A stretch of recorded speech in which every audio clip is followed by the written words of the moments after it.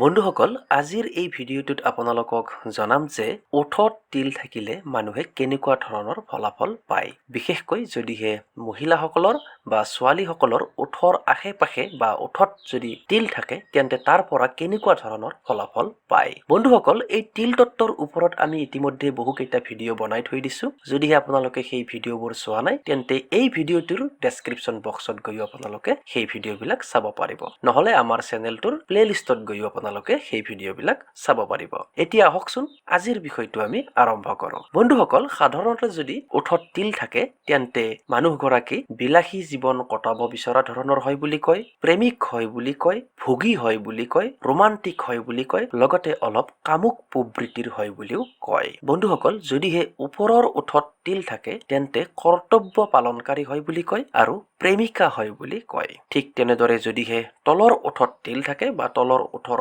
অলপ আশে-পাশে তিল থাকে তেন্তে বিলাসী হয় ভোগী হয় তথা মানুহগৰাকী অলপ চালাক হয় বুলি কয় আৰু কথা কোৱাত অলপ চৌখিন হয় বুলি কয় বন্ধুসকল ওপৰৰ ওঠৰ যদি বাওঁফালে তিল থাকে তেন্তে ওপৰৰ পৰা পৰি আঘাত পাব পাৰে বুলি কয় লগতে সংগীৰ লগত সঘনাই বিবাদ হয় বুলি কয় সৰু সৰু কথাত কাজিয়া হৈ থাকে বুলি কৈছে আৰু ওপৰৰ ওঠৰ যদি সোঁফালে তিল থাকে তেনেকুৱা নাৰী সৌভাগ্যশালী বুলি কৈছে আৰু হাজবেণ্ডৰ পৰা অত্যন্ত মৰম পায় বুলি কৈছে বন্ধুসকল তলৰ ওঠৰ যদি সোঁফালে তিল থাকে তেন্তেও শুভ বুলি কৈছে মান সন্মান পায় বুলি কৈছে আনক আকৰ্ষণ কৰিব পৰা শক্তি থাকে বুলি কৈছে লগতে বিপৰীত লিংগৰ প্ৰতি অধিক আকৰ্ষিত হয় বুলিও কৈছে তেওঁলোকে সহজতে আনৰ মন জয় কৰিব পাৰে লগতে অতি সোনকালে সফলতা পায় বুলিও কৈছে বন্ধুসকল তলৰ ওঠৰ যদি বাওঁফালে তিল থাকে তেন্তে সোঁফালৰ তুলনাত অলপ শুভ ফলটো কমকৈ পায় বুলি কৈছে তেওঁলোক বস্ত্ৰৰ প্ৰতি খুব চৌখিন বুলি কৈছে তেওঁলোকে নানান ধৰণৰ ভোজন কৰি ভাল পায় বুলি কৈছে